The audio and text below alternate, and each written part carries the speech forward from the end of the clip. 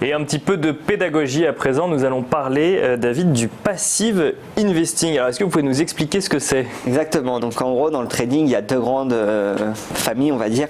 La première famille c'est tous ceux qui pensent pouvoir battre les marchés et donc qui vont être des investisseurs actifs sur les marchés, c'est-à-dire ils vont se réveiller tous les jours et passer une dizaine de trades par semaine ou plus s'ils sont day traders ou en fonction de leur profil. Et ensuite, il y a une autre grande partie des marchés financiers où cette fois-ci, où il y a toute une partie, notamment une partie scolaire et académique, qui considèrent que les marchés financiers sont efficients. Donc par efficient, on entend dire que les prix reflètent la réalité quoi qu'il arrive tous les jours et donc il n'y a pas d'action sous-valorisée ou telle chose sur les marchés et qu'en vrai on n'arrivera pas à battre le marché. La meilleure chose qu'on peut faire c'est reproduire la performance du CAC ou d'un indice. Et donc aujourd'hui j'ai pensé intéressant de faire un petit focus sur le passive investing.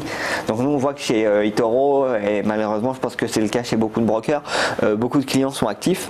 Ce qu'il faut savoir, et pour rappeler les chiffres de l'AMF, c'est que plus de 80% des traders particuliers perdent de l'argent en tradant les CFD et ce genre de produits, notamment à cause du l'effet de levier trop important qu'ils prennent ou une mauvaise gestion de leur capital de départ. Et donc le passive investing, ça permet d'être alloué sur les marchés financiers, déjà sans avoir à regarder tous les jours le portefeuille et avoir à être connecté vraiment au quotidien avec les marchés. On peut acheter comme ça. Alors, il y a différents angles d'approche sur le passive investing. Le premier, ce serait de faire de l'index investing. Donc de l'index investing, c'est on va acheter un indice et puis on va copier et suivre la performance de l'indice. Donc si le S&P fait 10%, on fait 18%. Si le S&P perd 40%, on perd 40%. Bien sûr. Ensuite, alors ça c'est avantageux parce qu'au moins on est sûr de faire comme les marchés. Par contre, l'inconvénient, c'est que s'il y a un crash, on est exposé, on se le prend en plein dans la figure en étant dessus. C'est d'ailleurs l'un des arguments des investisseurs actifs contre les investisseurs passifs. Le deuxième, pour les gens qui souhaitent aussi avoir un investissement passif sur eToro, on propose diverses solutions pour leur permettre ceci.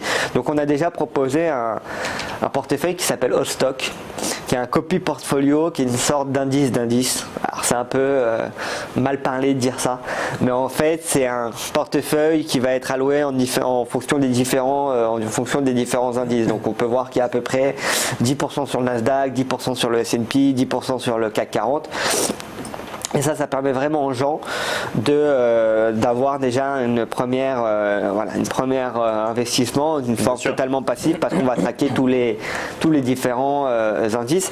Après, il y a d'autres copy portfolios sur lesquels on peut faire ça. Donc, on peut faire ça aussi en prenant une thématique d'investissement, donc un secteur bien particulier. On a vu la 5G, mais ça peut être d'autres thèmes et être comme ça et élaborer comme ça une stratégie passive. Et suivre les secteurs d'activité ou la thématique. Je parle des copy portfolio pour eToro, ça marche exactement dans la même logique si on suit un ETF plutôt qu'un copy portfolio. Et enfin, et ça je pense que c'est vraiment ce qui est unique à eToro et ce qui est vraiment spécifique à notre plateforme, c'est le côté copy trading. Bien sûr. Où si on veut faire du passive investing sur eToro et donc ne pas être actif et ne pas avoir à trader quotidiennement les marchés, on peut suivre tout simplement un panier de traders, ou même copier un copy portfolio de trader à proprement parler. Et dans ce cas-là, à chaque fois qu'un trader ouvrira une position, ça nous l'ouvrira pour nous aussi de notre côté. Donc c'est pas vraiment du trading passif parce que il va y avoir, en fonction de la stratégie du trader, il peut y avoir beaucoup de trades passés dans la journée.